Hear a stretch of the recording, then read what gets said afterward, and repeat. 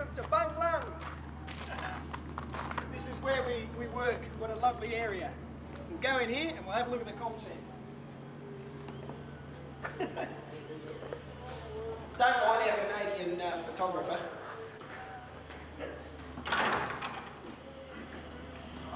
And here we are. Even Stoney's here. Is Stoney? Hi, Stoney. This is our luxurious communications centre. As you can see, nothing much. Map, this is where we are. I'll show you. All of Cambodia. We've got Phnom Penh down here. Up here, Stung Trend. And illustrious Bung Lung, the a-hole of Cambodia. Nothing going for it apart from one little swimming hole. And as you see, there's Vietnam down here, Laos, which when you look outside on a good day you can see the hills of Laos, and Thailand. That is Cambodia. As I said, this is where we work. Nothing very elaborate. Little fridge for our cold drinks, that's about it. Apart from that, the radio, the fax. Very basic. Now we'll go out here. Come on. You've got to coax these Canadians along with it, you know. As you can see, it looks like we're about to get a bit of a thunderstorm and tropical rain like we do every afternoon. These are the portable huts. This first one here is the one we're going to be moving into in a couple of weeks' time. These huts were used for the election and the electoral people, as well as all the vehicles you can see. They were all used for the election and now they're getting sent back to Phnom Penh. What you can hear in the background is one of the Mi-26s just coming in. We'll see if we can catch it. Action cam! As you see, that's one of the Mi-26s, the largest helicopter in the world. Unfortunately, it also comes with Russian pilots that love to drink vodka. And quite often the Russian pilots are drunk when they're flying, therefore they're never on time, normally about an hour, 2 hours late.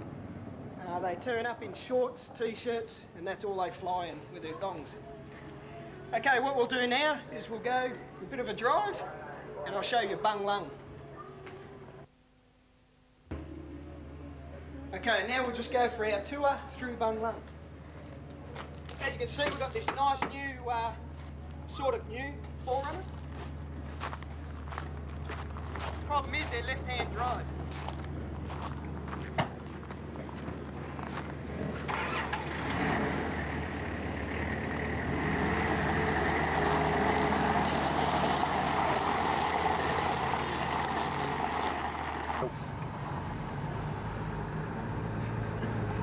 Okay, as we go out the main gate, this is the main road of Bung Lung. You should really clean your windows. I can't help it, I can't get a local to do it. As you can see, the lovely architecture of the Cambodians.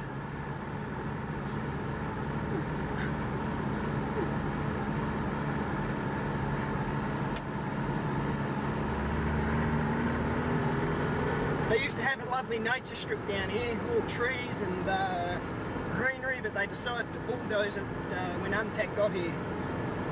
God knows why. Would have helped improve the look of the place. But here we come to a roundabout. I'm still yet to work out what the monument means, but nevertheless it's okay. You're going to catch one of the rare moments to find the crazy woman of Bung Lung. Here she is. She's not talking today. Normally she runs after you and asks for money and anything else you can think of.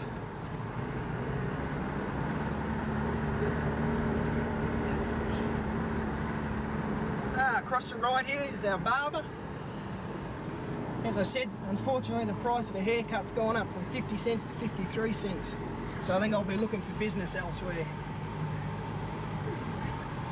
We'll just wait for these Uruguayans to get out of the way.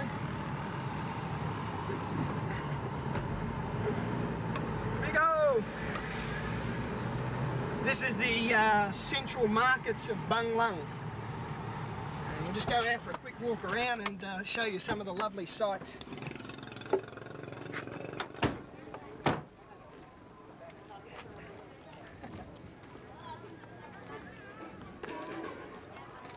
This is the only civilization in Bang Lung.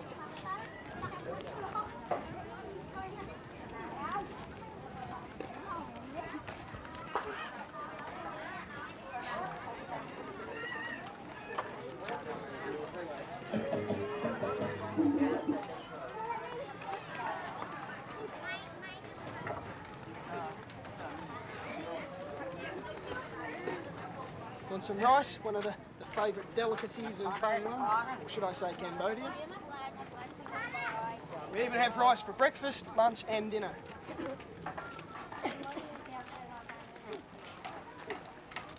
Hey. Hey. If you want marijuana, you can buy it here by the ton. Some more lovely delicacies, chocolate-coated donuts. Not that I'd ever eat one. Hey. As you can see, no road sense at all.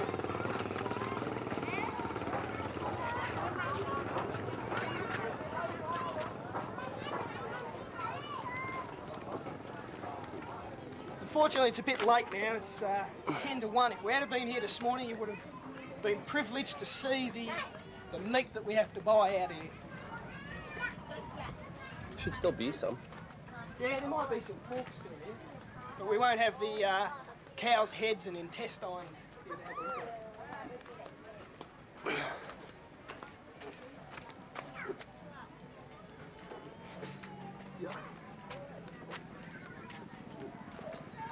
Well, they've still got a pig's hoof.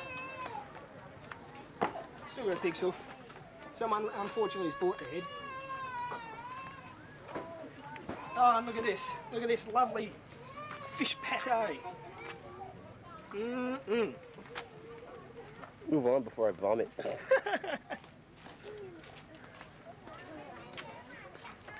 Fortunately, video cameras can't enhance the smell of these lovely cuisine that we eat.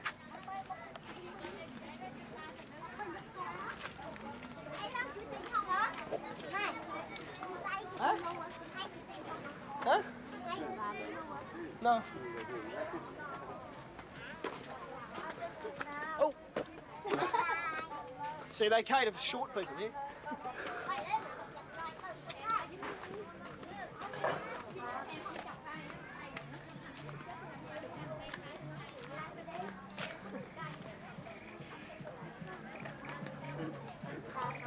Well, that's the markets. Not much else around here.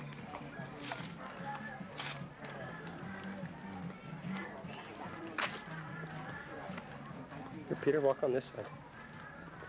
There we go.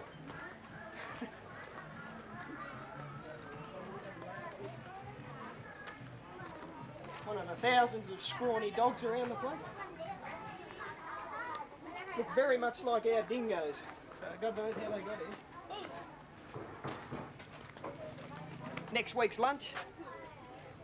Just wait to fatten him up more.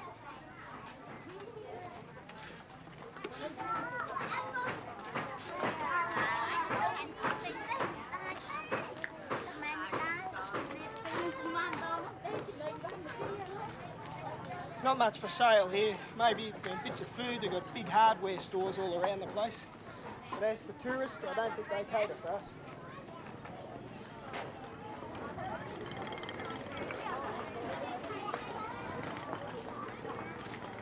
Right, here comes the crazy woman again.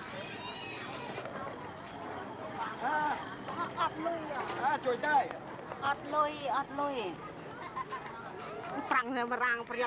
Well, don't stop chasing me. She'll chase you and hit you.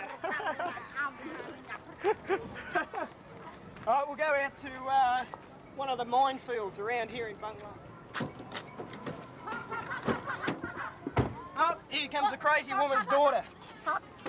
There's the two of them, the mum and the daughter. Joy day. Joy day. Come in. No good. Crazy woman.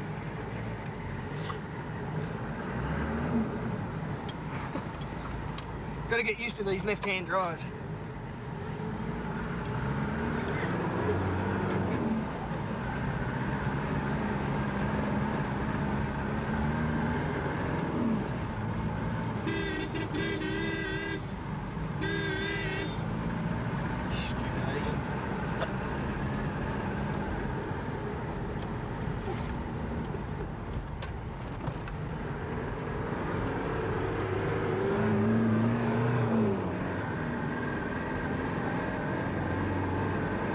Going to the lake.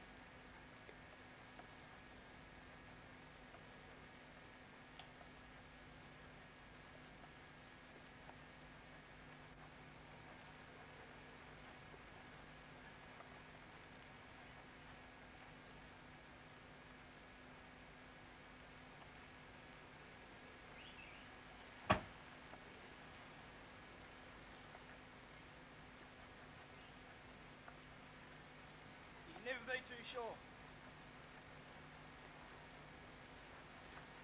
Just up here, one of the many minefields around Cambodia. They claim there's 3 million mines still undetected in Cambodia. Go up here. All mines are marked with mine signs, as you can see here, right throughout this area here, in probably a line, straight sort of line. There's meant to be around about 4,000 mines. If you poke your head just over here, you can actually see one of the mines. I won't go any further forward because we haven't been up this track before. If you look down the side here, you see a bit of a green, shiny green thing in there.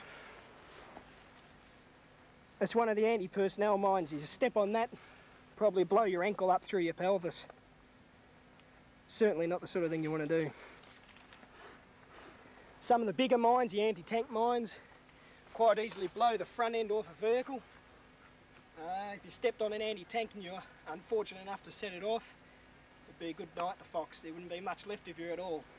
It'd be scraping up the little bits all over the place. There's a larger mine. It's an M16 jumping jack. What it does is when you step on it, it will throw itself out of the ground to about pelvis height with one lot of explosion. Then it'll just explode and send metal and rubbish everywhere and normally chop you off at the waist, cut you into two. So that's one of the nasty sides of Cambodia. Whenever we move out of camp, we always take our jackets and rifles because you just never know. Cambodians are very sly people and you just don't know when they're going to turn up and do anything to you. We'll go back now and have a quick look at the airfield and one of the rubber plantations just nearby.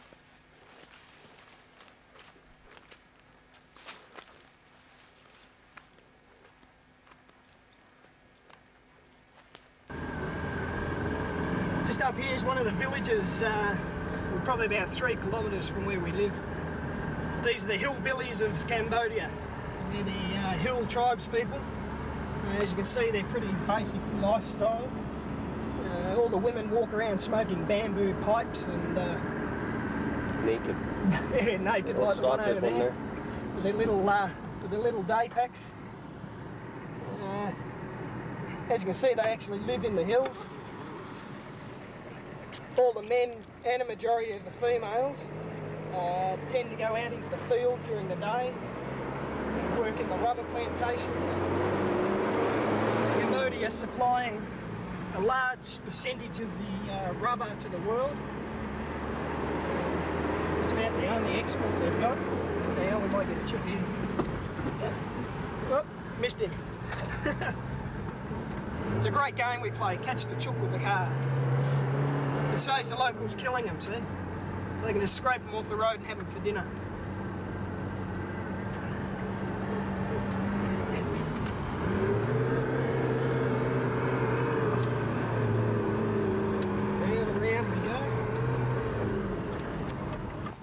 That's one of the biggest spins we do. The roads here are very hard underneath, but on top sits about half an inch of dust. So you turn corners and you're just about smashed like we did then. Maybe I gave it a little bit extra power just in case. Nope.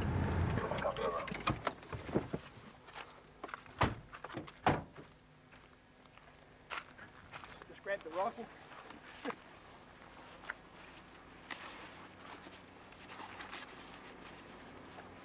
Okay, we'll go up here. It's one of the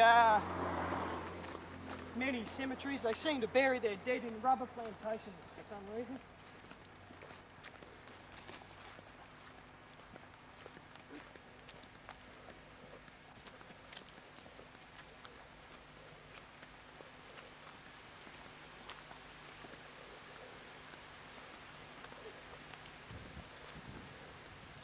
We won't go too close just in case they get annoyed with us. That's how they bury their dead, in a little monument type setup. Very cool under these rubber plantations. Temperature drops by a good 5 to 10 degrees.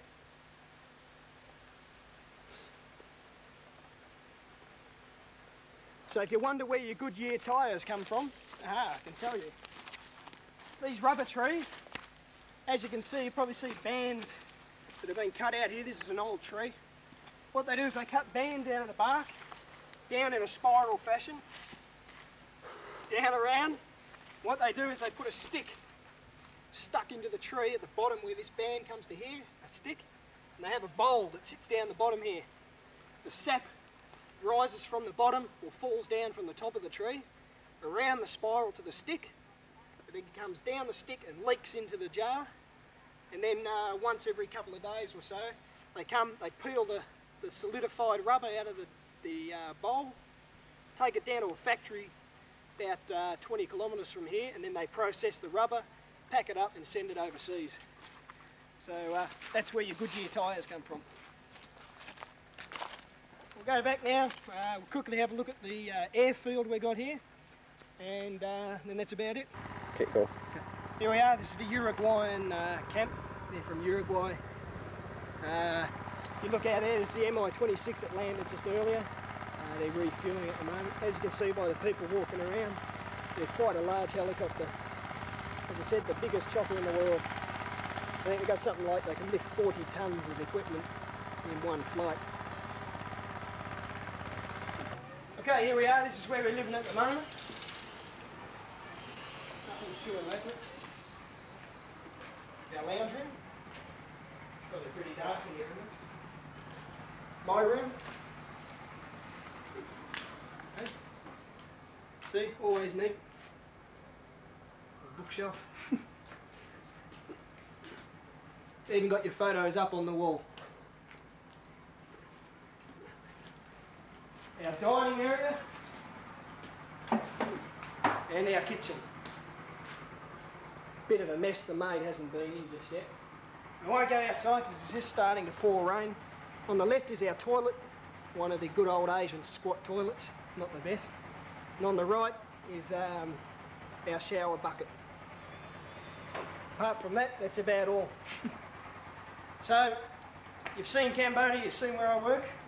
That's the best I can do for now. I've only got about 40 days left till I come back to Australia, but who's counting? Not me, much. So to all of you, all my love, I hope Tristan isn't causing too much problem to Mum and to his grandma. I hope he's behaving himself, and in fact it's about 39 days now. And so in 39 days time I'll see you all back there in Australia. So for now, bye, and love to you all.